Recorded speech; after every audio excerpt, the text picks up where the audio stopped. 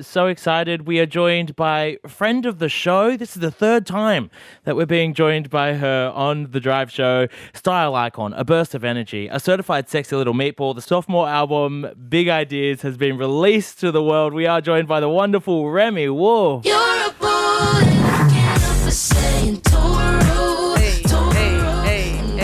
Hey. So exciting. We cannot wait to dig into this album with you, Remi. Thank you so much for coming by. Third time's a charm. How are you doing? I'm fantastic. Yeah, I'm so excited that this album is finally out in the world.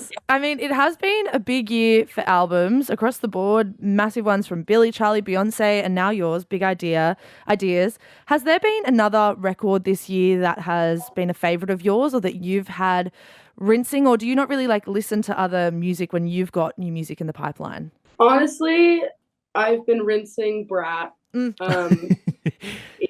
Love. as every person is too, but I mean, it is just like an instant classic. That album is so good. So yeah, shout out to Charlie XCX. I'm excited to listen to the Claro record. We have the same release date.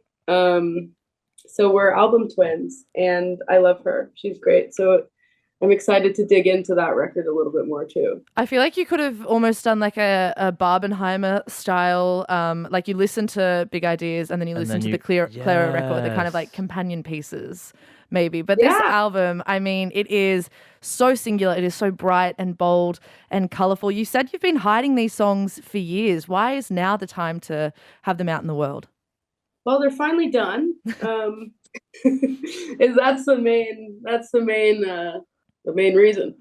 I don't know. I've just been on tour. I've been on tour for 2.5 years. I've been making the album for 2.5 years. Like, it was all kind of bubbling together, and I think finally, as this year came around, the top of this year, I was finally able to mix the songs and master them and really get them to a point where I was like, okay, we're ready to go. And I just did this big tour in Europe, and now I'm back home, and it's just the perfect time to release the record, get into, planning my own tour. And it's a summer album really too. So I don't know. I like a July release. I feel like there's some magic in July, especially in LA. So yeah, good month. I love. I mean, how did you feel going into making this sophomore album as opposed to your debut? Were there different emotions? Yeah, I mean, they're incredibly different environments that I was working in. Like Juno, my first album was made all in COVID, and that was just such a wildly challenging and singular experience that hopefully will never repeat. But I mean, a lot of that record was made really DIY in our bedrooms in like random Airbnbs that we would like carry our gear to. This album process and environmentally was entirely different. Like, I was on the road for most of the record, and it was kind of written in these 5 big chunks of times that I was home and was able to kind of get in the studio. And essentially I would get off of tour, go to the studio, write a bunch of stuff, and then leave again. So it was very like this really fleeting kind of ungrounding lifestyle, which was the opposite of COVID, really. And I had the luxury of like getting into like really incredible studios that like held me and like took care of me in the process as well. Like, I was able to work at Electric Lady in New York, and Conway, and LA, and Diamond Mine, and all these just studios that were incredible and able to kind of facilitate like a really like inspiring and like tactile creative process for me, which was definitely different from my last record. Yeah, I think you can like really listen to this album but like feel it with all senses. And there was a quote that we read about the record that said just that you can taste, touch and smell it. We're about to get into one of the songs off this album called Soup. What do you think? I mean, does this song taste like soup or something else entirely, do you think? um, for me, I've always associated this song with winter. So I guess in that sense, and like lyrically, it really is about me kind of trying to like support this person that I'm in a relationship with, like support them as much as I can by going out and buying them soup when they're sick. Um, and I don't know if it tastes like soup, but it definitely, it's warm. It has some like, it kind of has this like wintry, cool, and like a fiery warmth of like a fireplace or something. I don't know, but I can't speak to the taste. I'm gonna leave that up to the the listener. I saw you perform Soup in London. Have you been performing many of the new songs in shows? Yeah. I just did this tour with Olivia Rodrigo. And I was performing Cinderella, Toro, Soup. I did Alone in Miami a couple times. It went really well. It was like fun to kind of play the new stuff for a really huge audience. And Soup specifically, like that song, I really wrote with the intention of playing it in an arena someday. Because it has like kind of the 4 on the floor drums, and I kind of production wise I wanted to make it feel like really huge, like it was kind of reverberating in the rafters of an arena. And it's kind of crazy that it came full circle for me so fast. Hopefully one day I'll be able to do it to my own crowd in an arena. That would be very fun. There is another song on the album that really caught my attention just from the title, Kangaroo.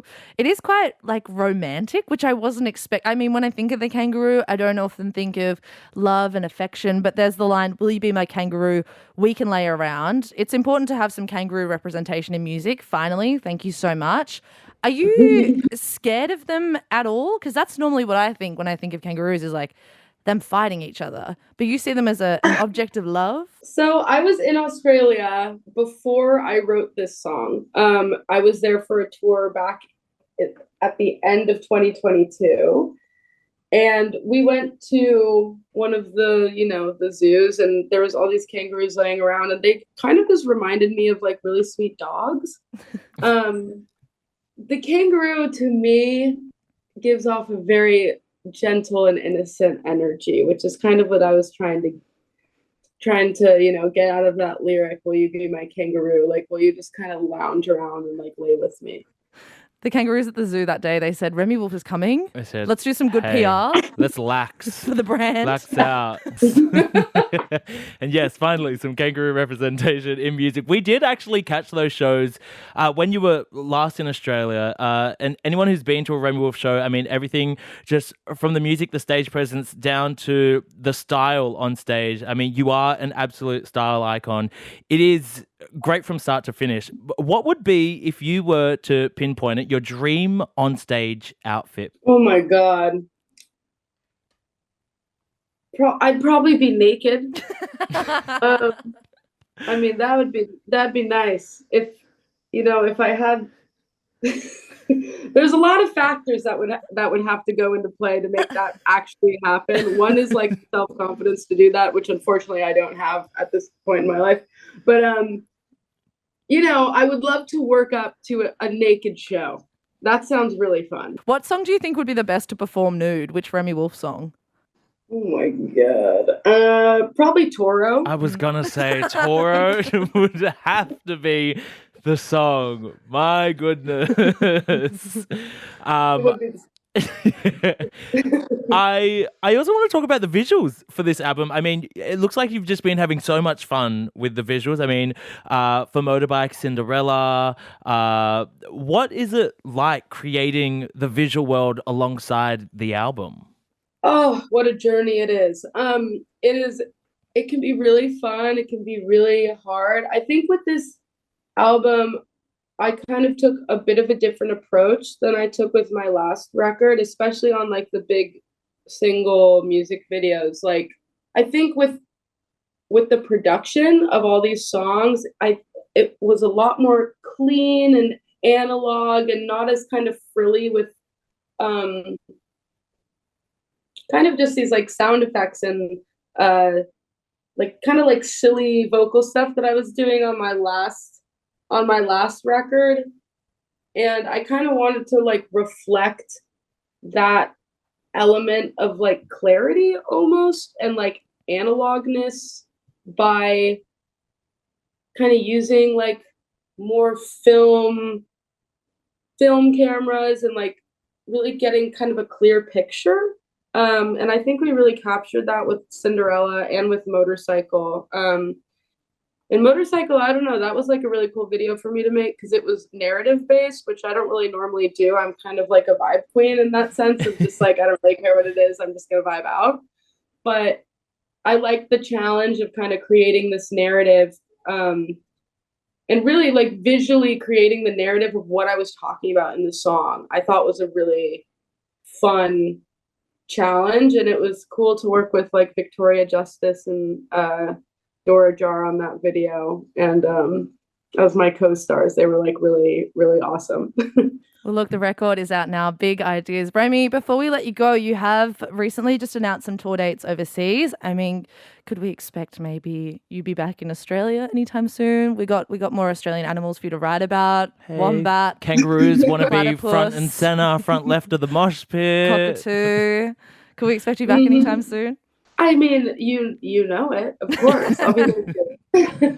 We'll be. I love a wombat, by the way. Oh, I feel like that wombat, it deserves a moment to shine. It does. Maybe at least deserves like a drink or like a taco. At least.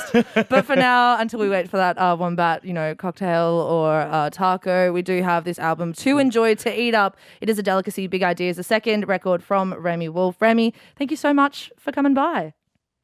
Thank you, guys. I appreciate it.